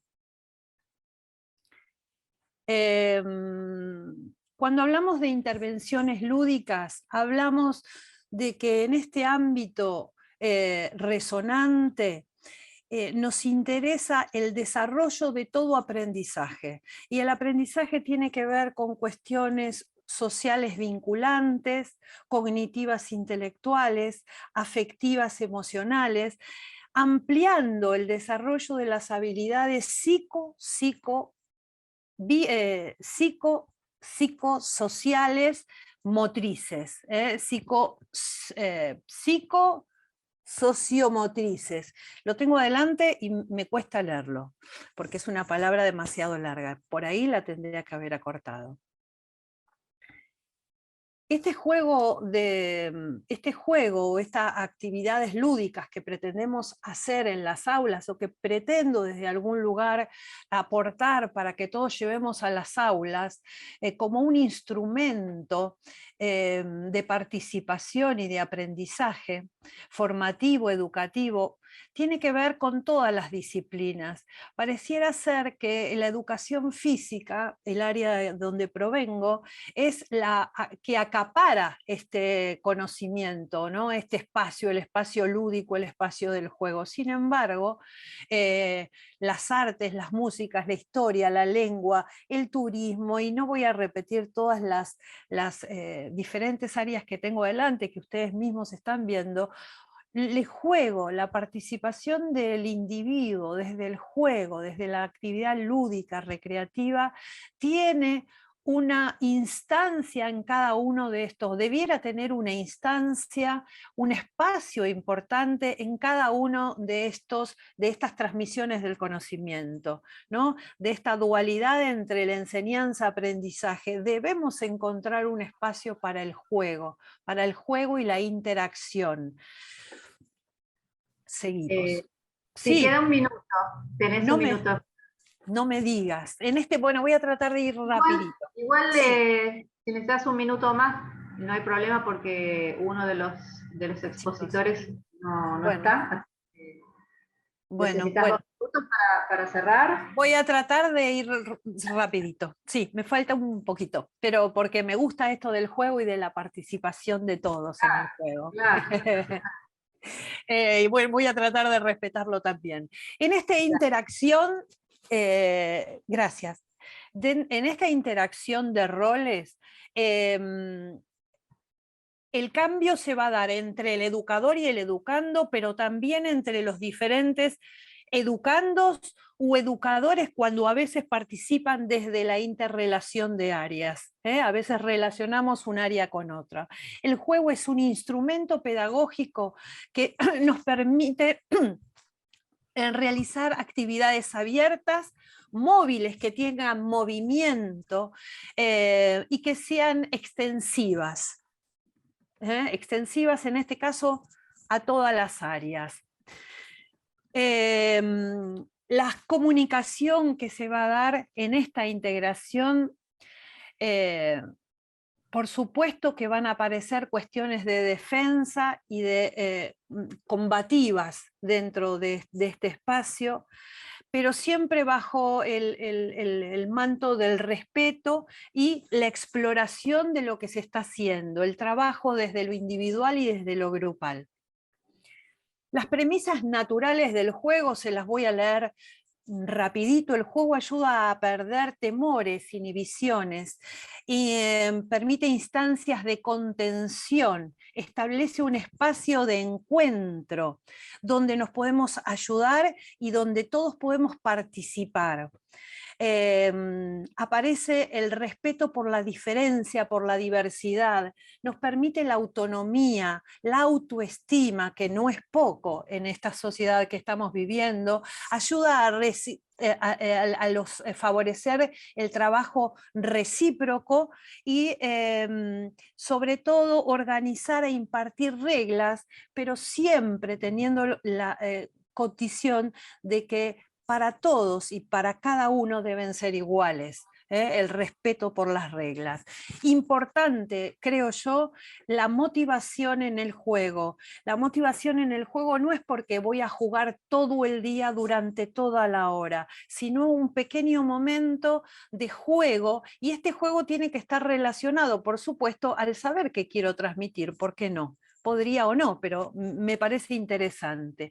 Tengamos en cuenta que un aprendizaje es realmente significativo cuando aprendemos de los errores propios y ajenos, de las imágenes, de los distintos dispositivos, como en en pandemia y seguimos en pospandemia, ahora incorporando con más agilidad, de las experiencias de los otros, de la exploración de lo que nos interesa hacer, ¿por qué no de libros, de artículos y documentos? Porque como le decimos nosotros a los chicos, no muerten, está bueno también leer, interactuar desde este espacio, pero lo que sí tenemos que tener en cuenta que la imposición y la repetición son conceptos de otra época. Ya no aprendemos, sí, ya está, no aprendemos desde la imposición y las repeticiones de saberes. Para ir tratando de cerrar, sí, estamos llenos de dificultades probablemente económicas, de empatía, de no entender o de falta de información, pero tenemos que dar un espacio para la creatividad y la imaginación, donde no crea uno de los actores, sino crea cada uno de los actores intervinientes del conocimiento.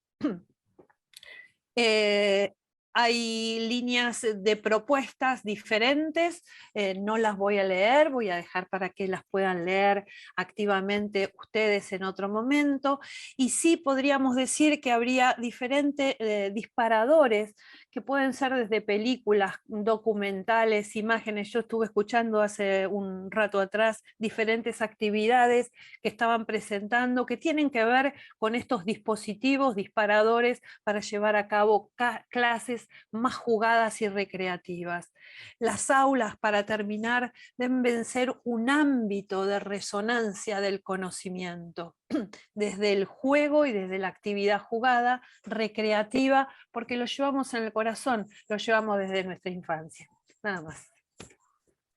Bueno, muchas gracias, muchas gracias. La verdad que el juego es una de las experiencias más paralelas que hay, más simétricas en el sentido de igualar. Transversales. Sí, transversal a otras áreas, pero también como situación de paridad, ¿no? Que no hay que uno es gerente y el otro es, ¿no? No hay distintos puestos, hay distintos roles, pero no diferencias. Sí, estamos equidistantes, de alguna manera. Entonces, bueno, finalmente Javier va a dar la ponencia sobre el juego, ¿cómo se llama? ¿Cómo se llama? Gamificación. Sí, perfecto, perfecto. Cuando quieras. ¿Se me escucha? Sí. Vale, perfecto. Bueno, en primer lugar, disculparme porque es una ponencia que había preparado mi compañero, ya tiene un percance, así que bueno, haré lo que buenamente pueda. Sí que se me ve bien, ¿no? Porque aquí está el día muy oscuro. Así, vale. Vale, pues bien, va a ir todo bien. Va a ir todo bien. Todo es una práctica, ¿no? Cuando uno se encuentra con un escenario que no estaba previsto, nos hace intuir. Nos vamos a dejar tirados. Bien, pues voy a intentar sintetizar al máximo posible. A ver, voy a ver si se ve. ¿Se ve bien mi pantalla y todo? Sí, sí. También las personas que quieran tienen la opción arriba, en opciones de vista, tienen la opción de ajustar la ventana a otro tamaño. Sí. Si quieren verlo más grande. Vale, perfecto, pues entonces fenomenal. Bueno, yo soy profesor titular de la Universidad Nacional de Educación a Distancia, de la Facultad de Educación de la UNED Madrid, y junto con mis compañeros Javier Hueso y Viviana hemos intentado pues, realizar un estudio que forma parte de un proyecto mucho más amplio, que es el que voy a explicar a continuación, sobre lo que es la gamificación también como una forma de favorecer la inclusión del alumnado y la atención a la diversidad, ¿no? en las aulas universitarias. Concretamente, forma parte de este proyecto IACP, es un proyecto que hemos desarrollado de innovación y que ya estamos finalizando ahora, por tanto, los resultados todavía, algunos de ellos sí que voy a decir, los enlaces donde vamos a ir compartiendo diferentes materiales que podéis visualizar, pero estamos en un proceso de recopilación, ¿no? Porque estamos finalizando, en la UNED finalizamos ahora en España el curso digamos, universitario para empezar ahora en octubre, ¿no? Entonces estamos haciendo ahora, digamos, toda la memoria y todo. El proyecto IACP le llamamos Influencer de Aprendizaje Conectado, Participativo y Empoderado.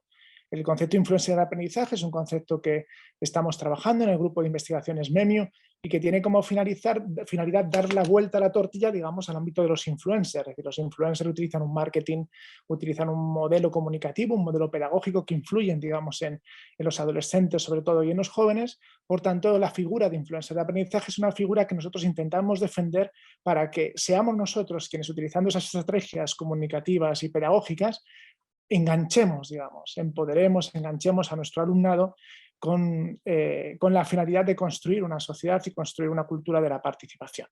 En este proyecto de investigación que hemos estado realizando se asienten una serie de objetivos. Los objetivos son, creo que se ve bien, sí, descubrir y valorar la eficacia de las propuestas metodológicas IACP como elementos motivadores en el alumnado, analizar el impacto sobre la experiencia de aprendizaje de las metodologías propuestas como medios que facilitan la comunicación, interacción, participación y empoderamiento del alumnado, estudiar e investigar el ámbito comunicativo y pedagógico de las propuestas del modelo IACP en el proceso de aprendizaje, evaluación y adquisición de conocimiento, así como medios para la comunicación, la interacción y el empoderamiento, ¿no?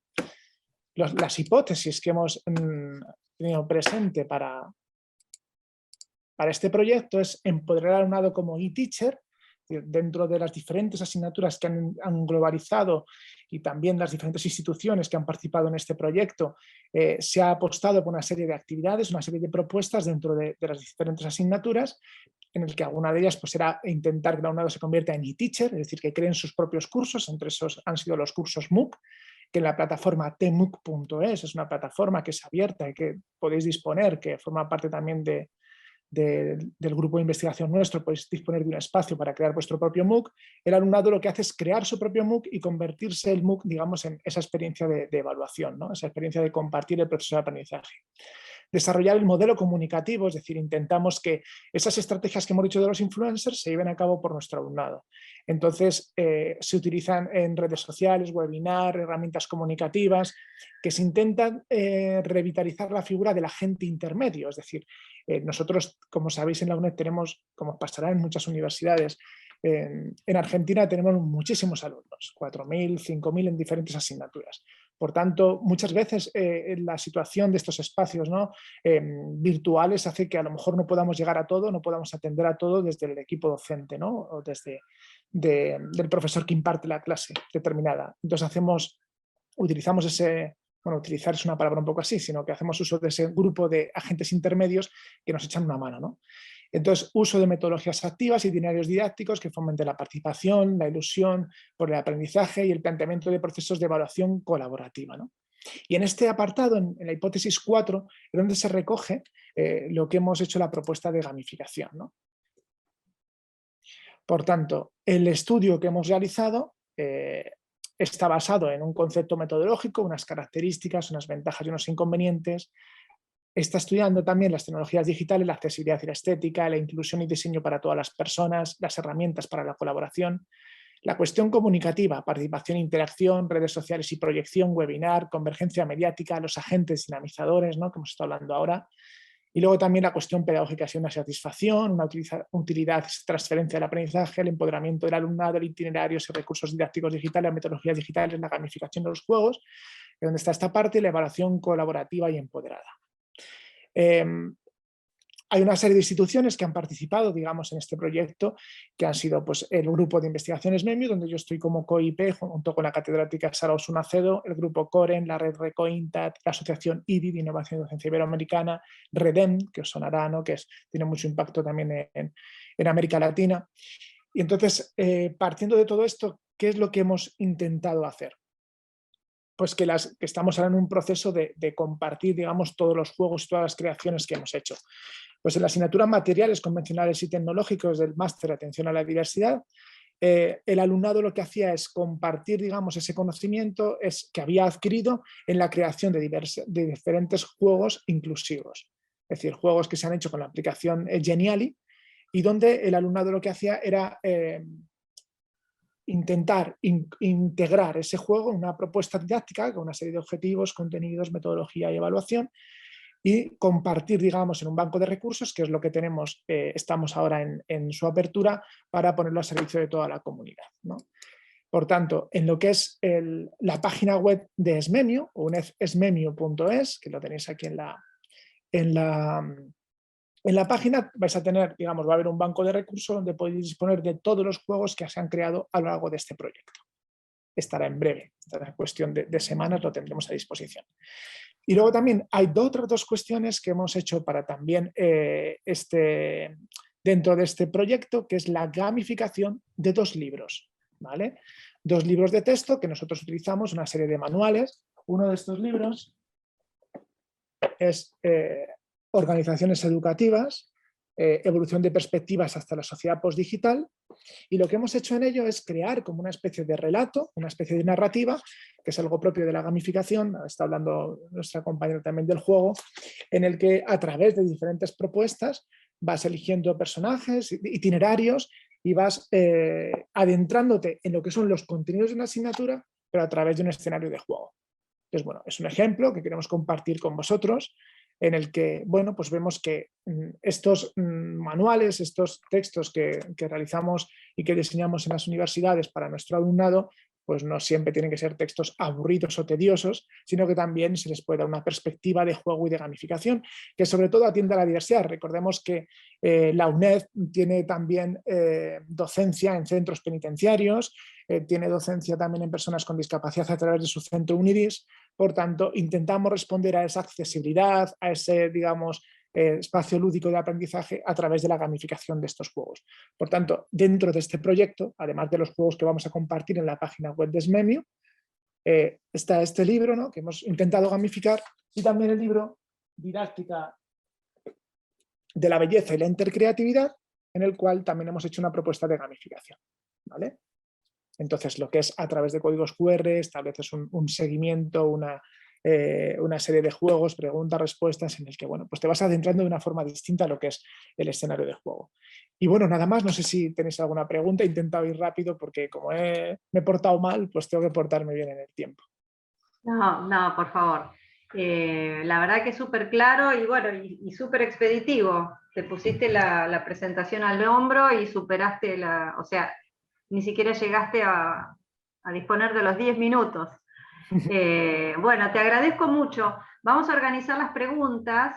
Nos quedan unos 10 minutitos para el debate. Hago un breve repaso de algunos puntos salientes que estuvimos viendo y luego si alguien quiere hacer alguna pregunta o algún comentario.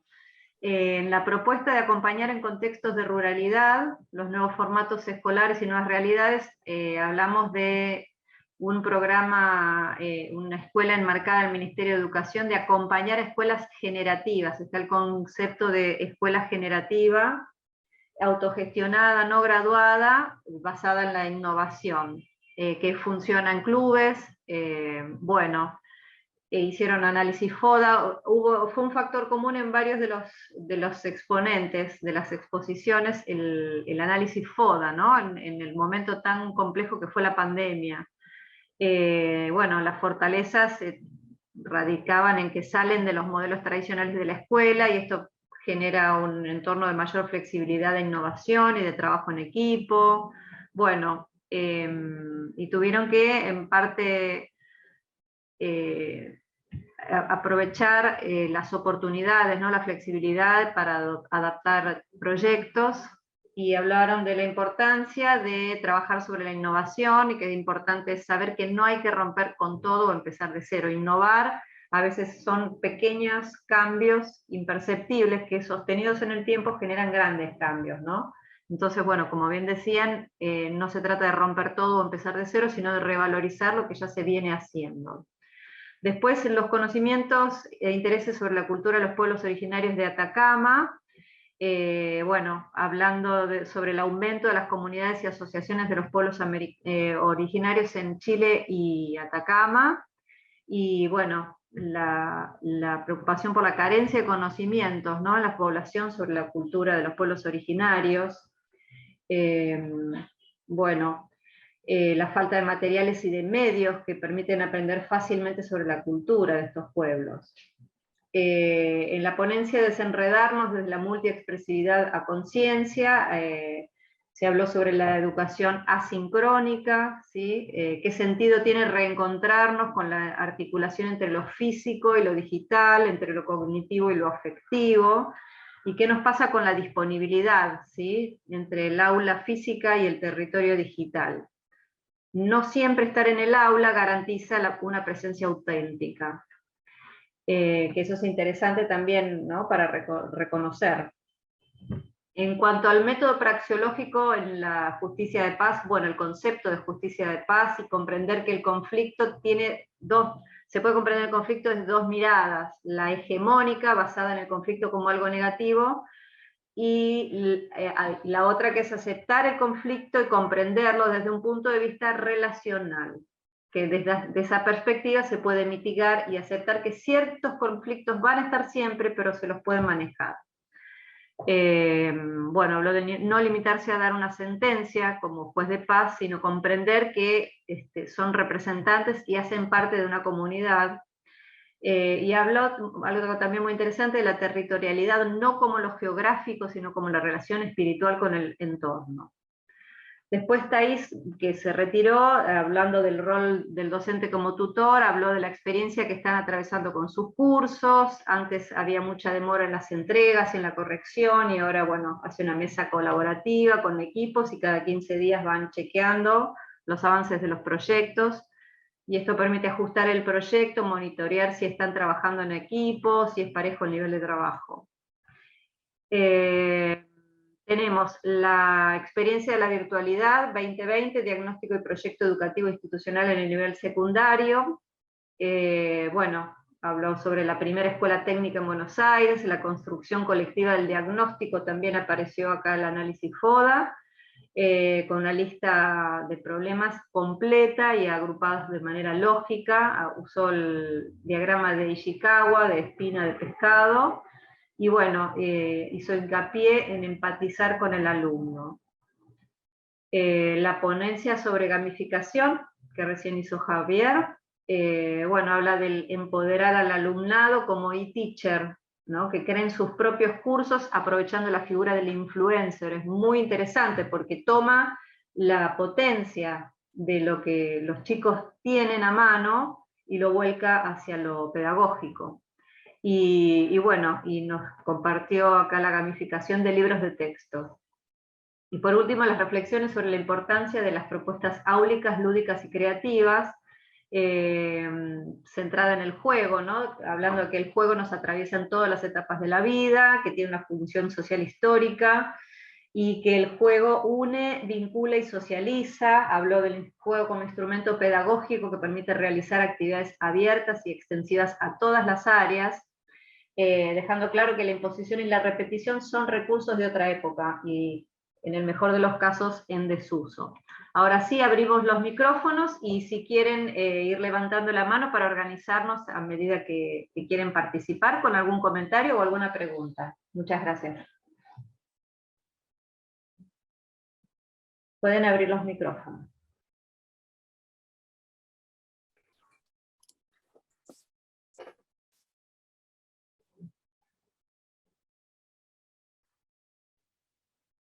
Yo creo que va, Bueno, sí. Aprovecho para hacer un comentario, ampliando un poco la idea de mi exposición. Muchas veces cuando se arman estos programas educativos, sobre todo a nivel secundario, quedan muy inflexibles. Y si siempre nos ponemos en el lugar del alumno, y pensamos lo que le pasa en la vida diaria, 14 asignaturas por semana es una cosa incomprensible. Digamos, nadie se imagina que alguien pueda hacer la tarea de 14 asignaturas en una semana, ni siquiera 2 o 3 tareas en el día para distintas materias, ¿no? Y cuando uno lo piensa, ¿y por qué es así? Y lamentablemente tenemos que decir que es así porque los docentes estamos acostumbrados a no trabajar un cuatrimestre sí, otro cuatrimestre no, ese tipo de cosas. Y yo creo que tiene que ver con la labor docente, nada más que con eso. porque si uno lo piensa bien, no tiene lógica. Demasiada fragmentación, porque el sistema educativo se ha puesto muy complejo, porque son muchas asignaturas, porque la labor docente y la asignación de esas horas es muy compleja también. Entonces un docente va tomando unas horas en una escuela, en otras toma otras, y eso finalmente le da un panorama muy complejo a los docentes, y creo que somos los culpables de este sistema. Sí, un poco culpables y un poco también víctimas, ¿no? De un sistema que propone una cuestión de Tal cual, tal cual. ómnibus, ¿no? De ir rotando por distintos colegios, inclusive con distintas materias. Federico, a mí solo una cosita, me quedó así en la cabeza girando cuando dijiste que a pesar de que los chicos tenían los dispositivos para conectarse y que tenían las herramientas, no se conectaban. ¿Qué Sí. pasa con esto de lo que yo digo, de lo vincular, lo social? ¿No? ¿Qué estaba pasando con eso? Claro, en ese análisis lo que yo dije es que dentro de los que tenían los elementos, muchos no tenían los elementos. No, pero aquellos que tenían. Claro, y aquellos que tenían los elementos es que nos hicimos la pregunta y ahí concluimos en esto. Es decir, para los alumnos llegar a la escuela es una sorpresa. ¿Qué es lo que qué les toca? No saben. Cuando llegan se dan cuenta, porque yo doy dibujo, o daba dibujo en ese momento, dibujo técnico, y tenían que traer los elementos. Nadie los traía porque para ellos era una sorpresa qué era lo que iban a cursar. Es una agenda muy compleja para un alumno, para administrar eso. No me imagino que un alumno esté tan organizado que mira, antes de salir de la escuela, mira a ver qué es lo que voy a cursar y qué libros agarro, qué elementos agarro. Ya eso no. Pero debiera ser una condición también de la responsabilidad que debe tener el estudiante, ¿no? Leer, mirar qué es lo que voy a tener mañana, ¿no? Sí, lo inculcamos, por ahí no lo inculcamos esto, y lo damos por sentado, ¿no? Estoy de acuerdo, pero con algunos límites. No quiero sonar anticuada, pero es lo que hacíamos nosotros. Nosotros teníamos entre 12 y 13 materias, y íbamos con los materiales, íbamos con la carpeta. Teníamos repartidos en distintas carpetas porque era una cosa inabordable, entonces eso requería la gimnasia de abrir y seleccionar qué carpetas, qué cuaderno, qué libros. No podías ir con la mochila cargada con las 14 materias. Tal cual, pienso igual. Sí, hoy creo que la fragmentación por el formato de concentración de todos nosotros ya no es viable. Es decir, esa atomización es demasiado en 14 materias. De hecho, no hay ningún estudio profundo en ninguna carrera que se vaya a cursar 14 materias a la vez. Por eso que en general las carreras de ingeniería y demás son asignaturas pocas, y van ampliándose con el cuatrimestre o con los trimestres. Pero bueno, es lo que queremos. Si tenemos que pensar nuevamente, tenemos que cambiar muchas cosas, ¿no? Porque el mundo cambió y la concentración hoy es muy difícil de conseguir. Está bien, pero justamente esa dispersión forma parte de su mundo. Sí, sería más difícil proponerles una materia todos los días, la misma materia todos los días. Para ellos es más fácil ir rotando, es una manera de ir variando, ir descansando de una asignatura, conectándose con otra. Pero perdón, además hay otra cuestión. Hay una que yo entiendo, no hay una cuestión madurativa del conocimiento. Porque la incorporación del conocimiento, porque lo tenga todo junto, no lo voy a tener mejor, más rápido.